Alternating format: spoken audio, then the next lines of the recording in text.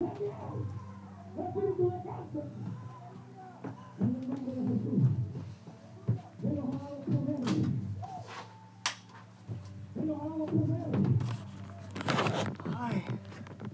I'm Leathur Rokk. Welcome to my channel. So, what do you think of the ambiance? There are local code enforcement meetings, and there are some organizations that do seem to care about the welfare of people who are citizens of this city and who, through no fault of their own, find themselves in situations where, I don't know whether it's the fault of the landlords for tolerating certain tenants subletting so that the other tenants who are just innocent families who are trying to live can actually, live.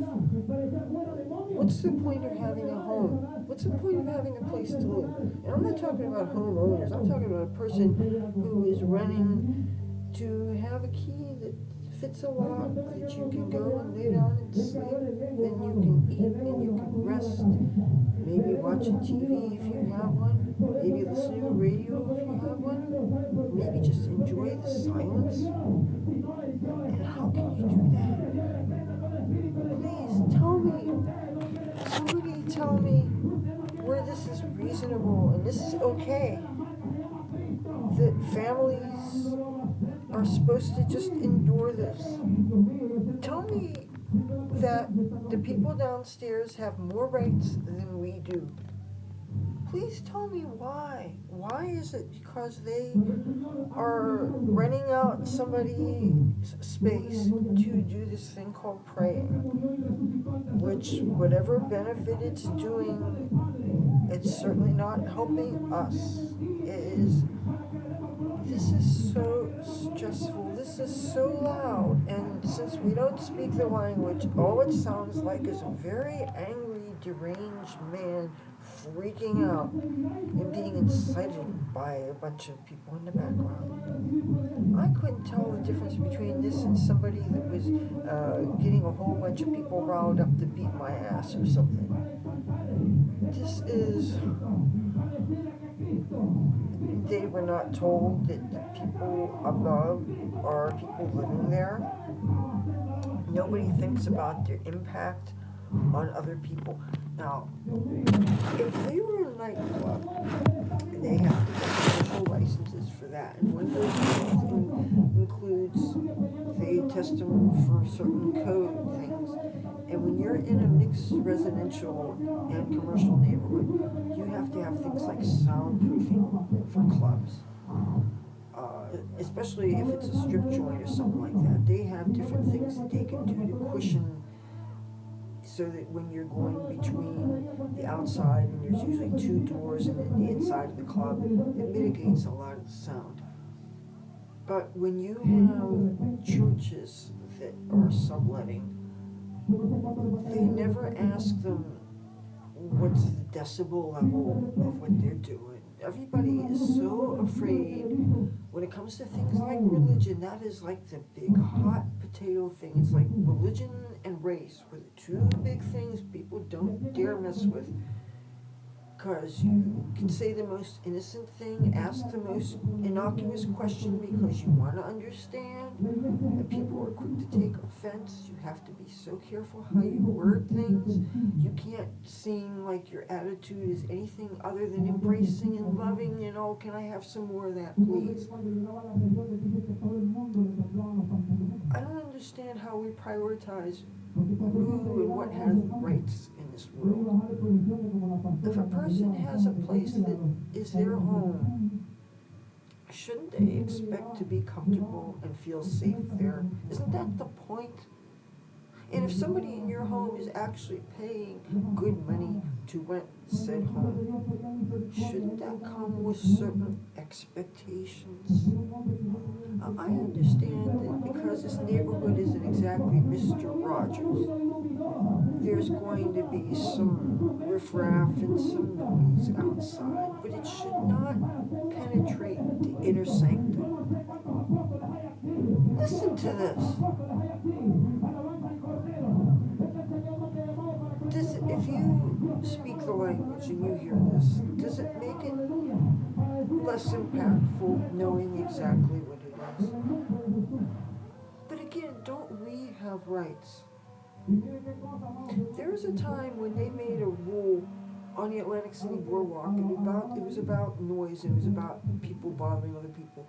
That if you had a boombox and you were carrying it on a big strap around your shoulder or mounted on your backpack, it could only be so long, so loud.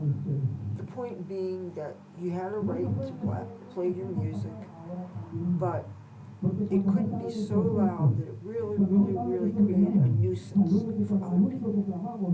That's the whole point of certain things that seem innocuous in and of themselves, but because they bother people, they're called nuisance laws. I would think what we are living with is a nuisance, and then some.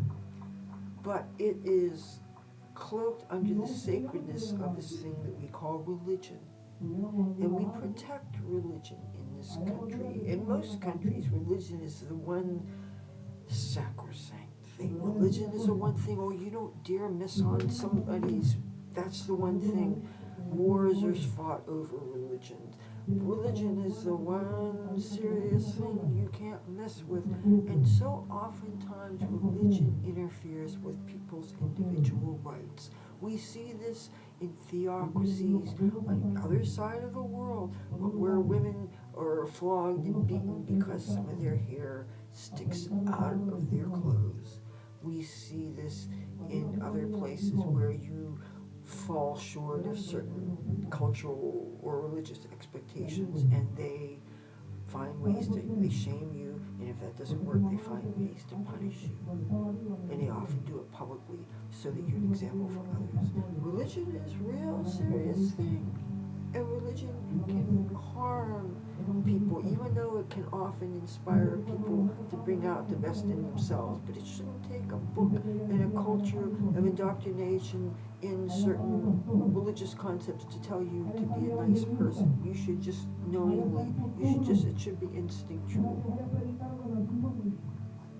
But I'm hoping that code enforcement does something about this church stuff. I was talking to somebody today who was asking me about the biggest problems in this neighborhood, and well, I do have to say a large part of it is the blatant, well, it's sometimes it's like scenes out of the TV show Cops, you know, that's a big thing of it. But let's talk about the people that live here. You've got lots of families here, and if any families are living over a serious problem with the people downstairs, so maybe it's like this with if you live over a store. I don't know, it can't be that loud. It can't be that loud. I'd like to talk to some of you who also live above churches, if anybody else is going through something like this. This is unnecessary. This is unnecessary that me and my family and my neighbors have to suffer like this. You know, every other apartment in this building is living above this. It just so happens that we get the brunt of it because we're closer to where it is. But the people behind us, they hear it also. Oh, and I found out something else. We're the only people that has cable TV, so they don't have, they can't watch TV for things. So I'm the one that tells them about the weather forecasts and things, unless they're getting it on TV or their cell phones and whatever. But this is what we have to live with. This is what it's like living above a church. And so often these things are happening when I want to film. I can't. How am I supposed to take care of my obligations to my YouTube channel when I have to deal with this?